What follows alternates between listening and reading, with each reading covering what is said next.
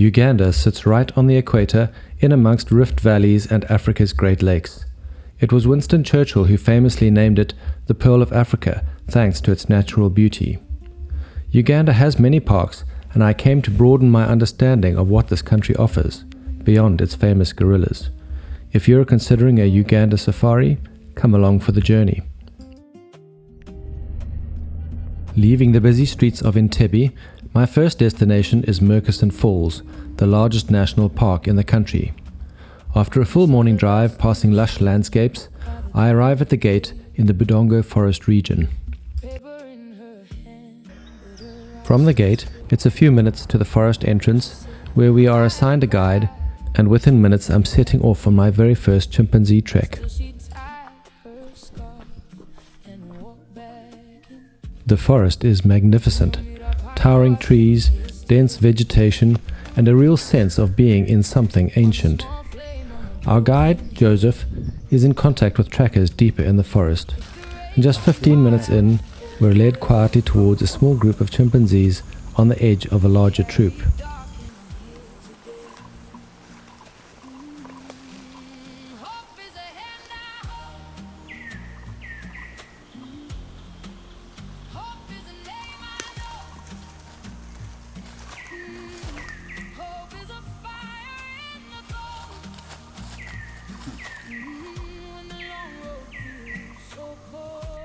They are constantly looking up, listening, and communicating. I'm not sure whether to film, take photos, or simply watch. Before long they're on the move, and we try to keep up. We catch fleeting glimpses of the larger group ahead, but the forest is thick and they disappear into it.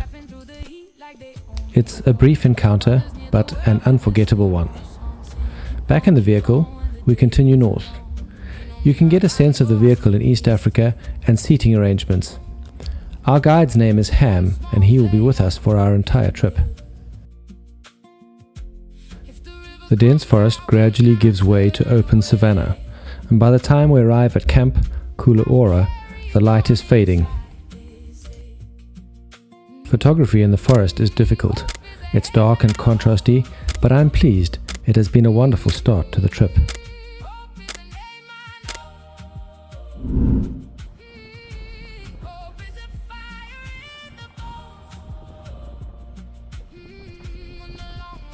The next morning starts early, as all good safari days do. The landscapes open up around us, and wildlife is everywhere. We hear some lions, and it doesn't take long to find them. They are busy growing the family.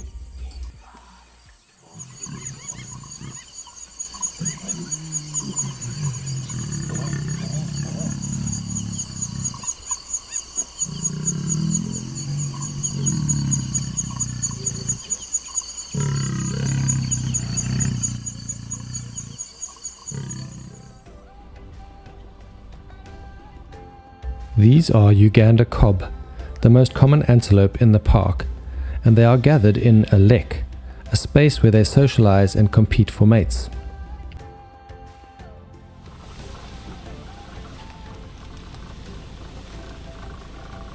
Further on we find a lioness perched on a rocky outcrop, scanning the plains. Within minutes, she locks onto something and suddenly she's in motion, sprinting after a warthog.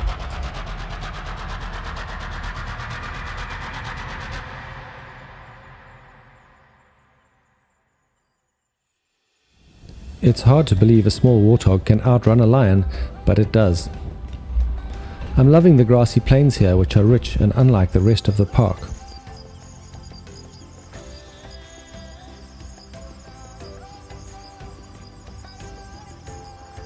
And after a full morning exploring, I get to experience my first Rolex, a Uganda special. Scrambled egg and extras rolled in a chapati. The camp team here are amazing and go to a lot of effort for us. Back in camp, we get to appreciate the Nile flowing strong and wide at the end of the summer rains.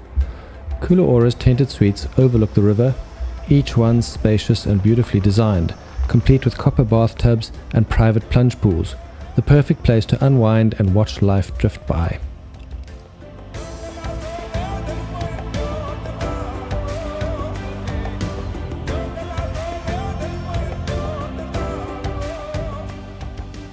In the afternoon, we set out again with a mission.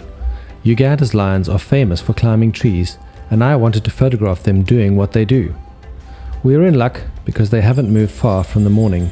They're up high, enjoying the breeze and escaping the flies.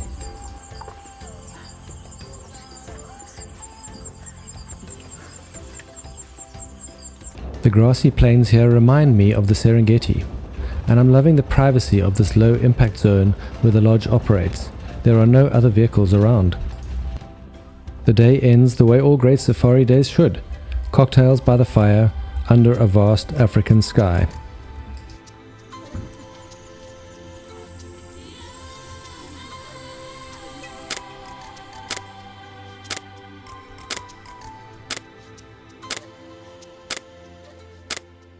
I am pleased with my photos of the lions and the trees and the landscapes, but it's time to say goodbye to Maggie and her team. From Kulu, we travel west across ever-changing landscapes with one essential stop along the way, Murchison Falls itself.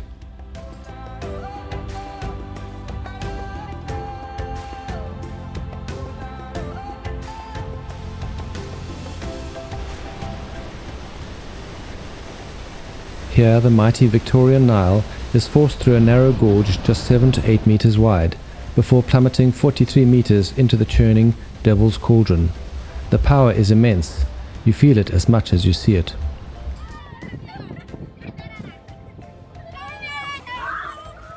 We continue on to Nile Safari Lodge, a striking property set along the river. Its tall A-frame thatch structures create a sense of space and calm, and the rooms, crafted from wood and thatch, are both elegant and inviting, a great spot for honeymooners. It turns out to be my favorite lodge on the trip.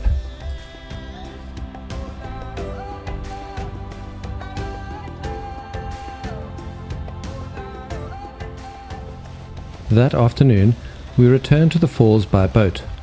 The riverbanks are teeming with wildlife and birdlife, from big crocs to small crocs, primates and antelope. You could spend an entire day here and still not see it all.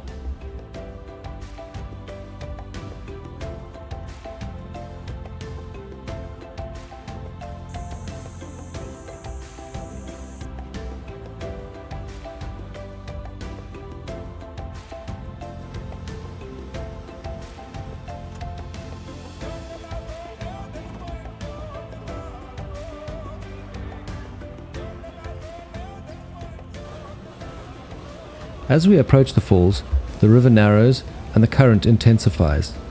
We get as close as we can for viewing and photographs and to appreciate the power of all the water.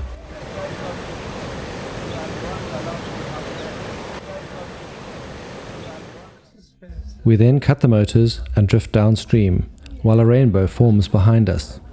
It seems appropriate to enjoy a Nile lager. It's wild, peaceful, and completely absorbing.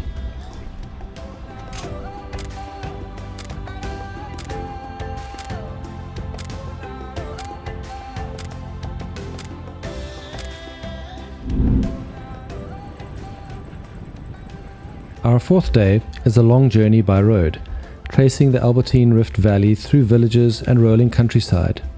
Our guide Ham is a font of information and tells us so much about Uganda, its history, politics, and of course natural life. Our destination is Keninga Lodge. Perched high above a pristine crater lake, the lodge is the vision of one man determined to protect this landscape and to offer something a little different. The log cabins are beautifully crafted with sweeping views over the crater below. This is a place to slow down, to swim, paddle, or simply take it all in.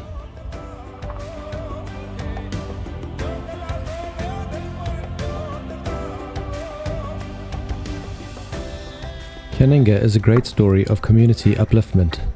The owner trained local people in woodwork for 2 years before building the lodge by hand over 6 years. Those skills have been carried forward to build many lodges in Uganda.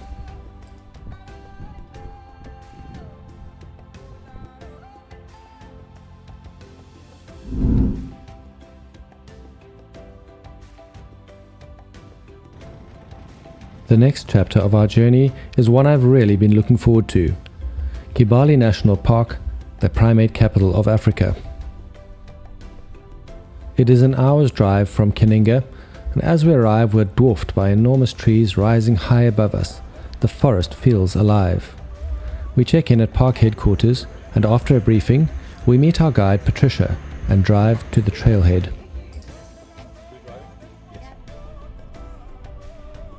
The forest and its colors and shapes are something special. Before we even see the chimps, we hear them, loud, energetic, unmistakable. Suddenly, the alpha male Rukara charges towards us, a display of dominance before melting back into the group.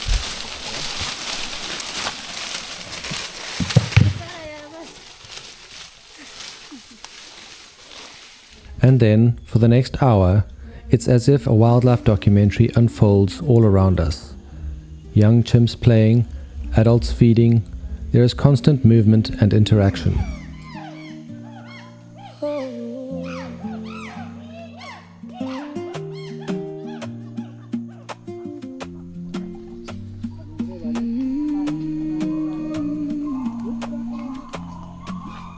I saw the dust on her shoes by the clinic gate. Later, we find Rukara again, this time calm, almost contemplative, and for 15 minutes we sit quietly watching him and him watching us.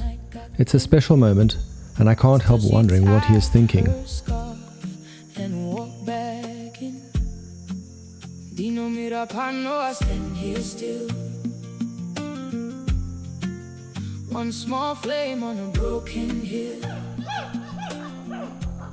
Our 60 minutes with the chimps is up, and we exit the forest. From Kibale, we continue south, crossing the equator and entering Queen Elizabeth National Park. Hope is a hand Hope is a name I know. Being inside Queen Elizabeth National Park, there is plenty of wildlife along the banks. Hippos, buffalo, and to my excitement, giant forest hogs, a first for me. So cold. We rise again. We rise again. We rise again. We rise again. Honey Bear Bush Camp is beautifully simple. Spacious Miru tents, bucket showers, and uninterrupted views of the channel. Near the well with the same old song saying keep on when the day is long. Dino Mirapano, I stand here still.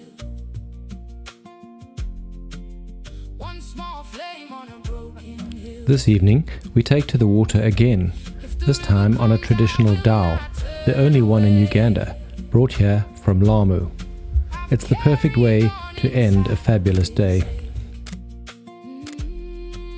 My camera has been busy, and I am super happy with the results. Hope is a name I know.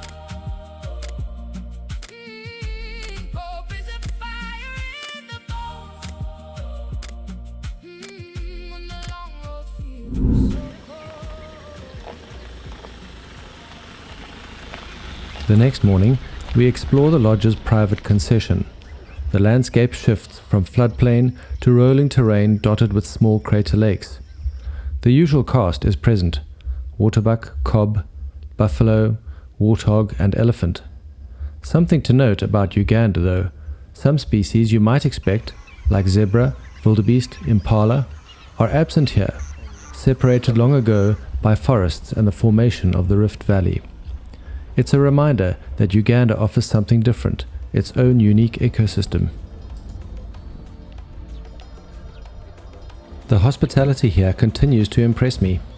After a delicious bush breakfast, we swap vehicles for a boat on Lake George and make our way back along the Kazinga Channel. Another thing to note about Uganda's parks is the presence of villages within their boundaries.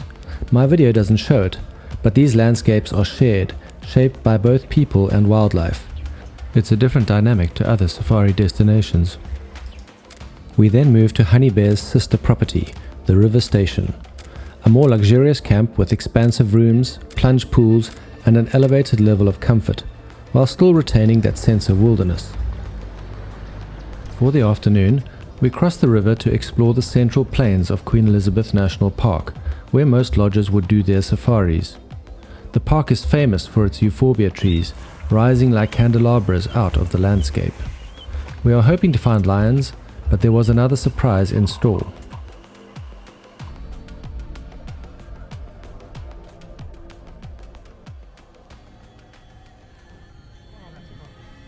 We have a fairly quiet drive until we come across this giant.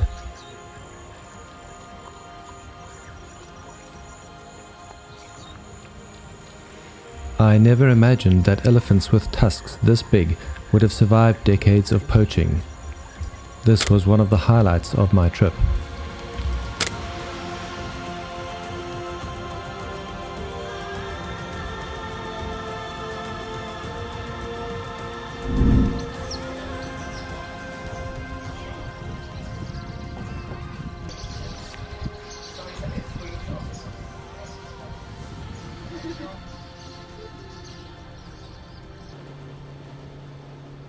We say our goodbyes to the wonderful team and continue south towards Bwindi Impenetrable Forest. You could fly most of this leg, but we are on the road, which is fairly rough, winding through the park and up into the highlands. Bwindi is one of only 2 places in Uganda where mountain gorillas can be found, and arriving here always feels special. We stay at Gorilla Forest Lodge, the most sophisticated property of our trip. Tucked inside the national park, you are really in the forest with wildlife around you. It offers 5-star luxury with all the facilities and spacious cottages with elegant interiors and giant bathtubs.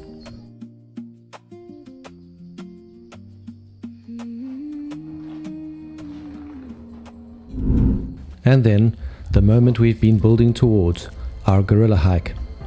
The camp manager helps us prepare before strolling down to park headquarters, where we are divided into small groups before driving out to our starting point.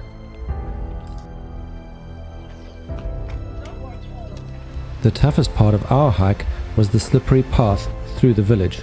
The rest was easy. On the way we get a view into village life and learn a lot from our guide Ones. The trackers had found the gorillas and guided us into their location. At first, it's challenging. We follow the gorillas uphill through dense vegetation, catching only glimpses. This youngster and his mother are the stars of the show. Paper in her hand, but her eyes still straight. She said, I have cried till the night got thin. Still she tied her scarf and walked back in. As the family moves up the slope, one of the females almost sits on my feet, and then the silverback catches up and moves past us. We were in for a treat. If the rain comes hard, I won't fold away.